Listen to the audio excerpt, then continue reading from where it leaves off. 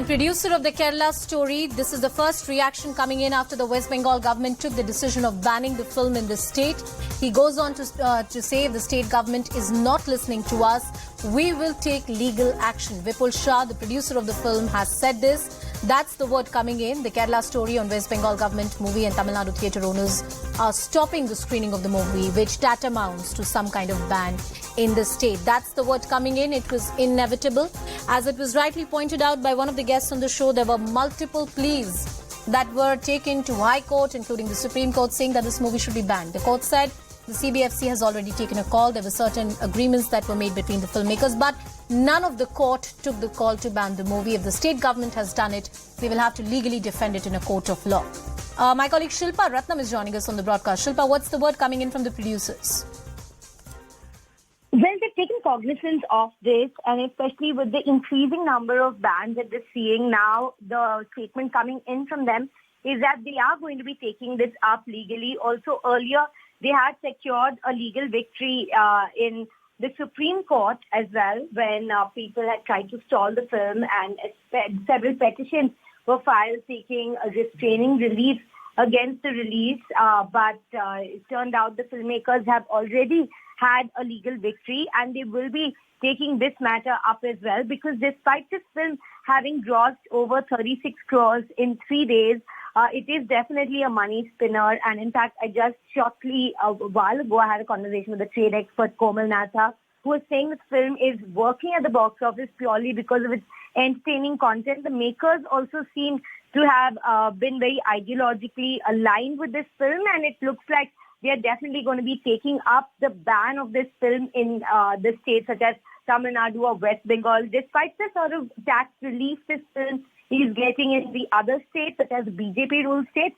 But the filmmakers have decided that this is a film that they are determined that everybody in the nation should have the option to watch. Everybody in the nation should have the option to watch. Shilpa, how has the movie done so far? Well, it's been 3 days since release, and it's grossed over 36 crores at the box office. And the first day it clashed with a Marvel film, The Guardians of the Galaxy Volume 3.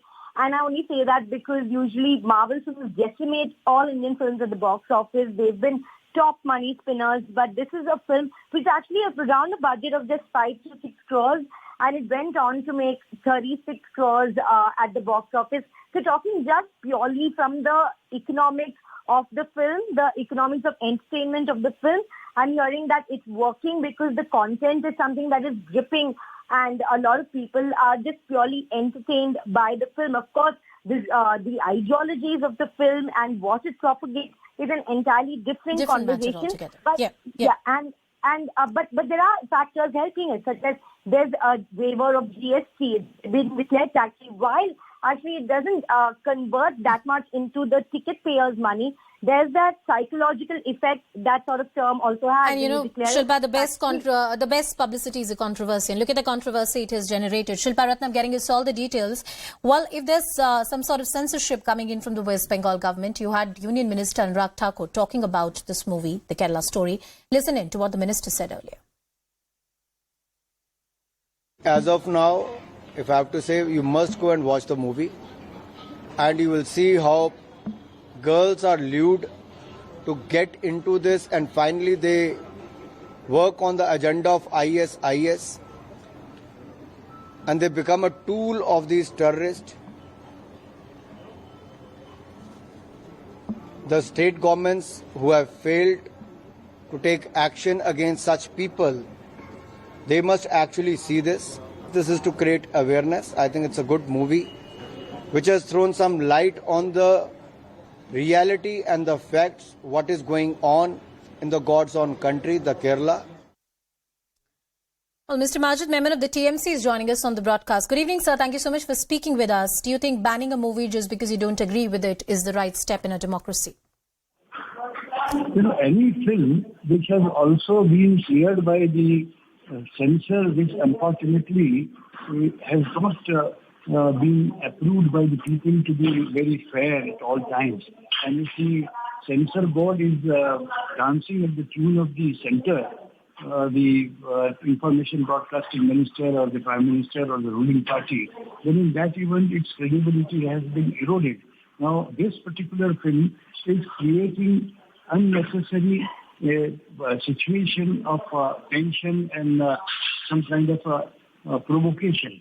Why should such films be allowed to be seen? Now, Tamil Nadu was first to ban it. It has its prerogative, constitutional right to ban it. It has banned it. Now, Mamata Banerjee, the West Bengal also follows the suit because it hurts the sentiment. But Mr. Memon, we are not a nation of hurt sentiments. Haven't we criticized the central government for banning movies that they don't like or the screening of the movies that were critical of them? And if this is a particular narrative which the TMC doesn't agree with, where is the proof that it can create some kind of public disorder? You're a well-reputed lawyer. You know that when it comes to public order, when it comes to law and order situation, the threshold that the law has set is pretty high. There must be immediate danger, immediate violence that has followed. And even sometimes in those circumstances, the courts say, why are you banning a piece of art? No, now tell me, why has BBC been banned? Will you answer me that? Why BBC? And didn't you criticize the BJP for that, sir? No, because BBC speaks very naked truth with regard to... So is this movie speaking naked truth which the TMC is not liking? I'm just making the same argument to you. Look at it. No, please, I'm answering. Please permit me Sure. to say a few sentences. That now see Pathan. How much was the opposition to Pathan? And how there was such violence, and yet ultimately what happened? So therefore, you can't talk one way. That well, I'm not talking one way, sir. All I'm saying is that if you criticize the BJP for banning a certain movie, then similar criticism should be there on any political party, including yours, if they decide to ban a movie. You see, freedom of expression is not absolute. It is not. Freedom of expression is relative. If it is likely to affect public order, if it is likely to create violence, the government is absolutely within its right in the best interest of people's... But Mr. Memon, is one of the exception under Article 19 also political sensitivity? Just because a political party doesn't like it, they'll ban it. That's not an exception.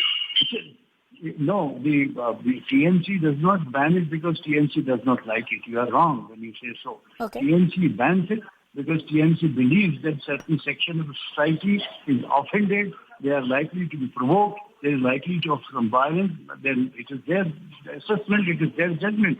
I and you cannot question it. So my last question to you, as a lawyer and also as a representative of the TMC, will the fear of offended sentiments or public disorder propel a state government to take administrative/constitutional decisions like these?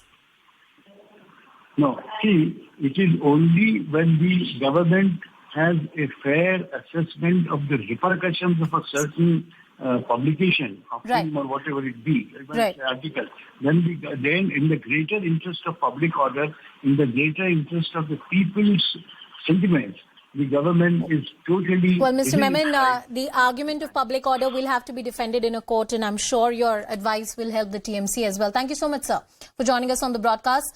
We have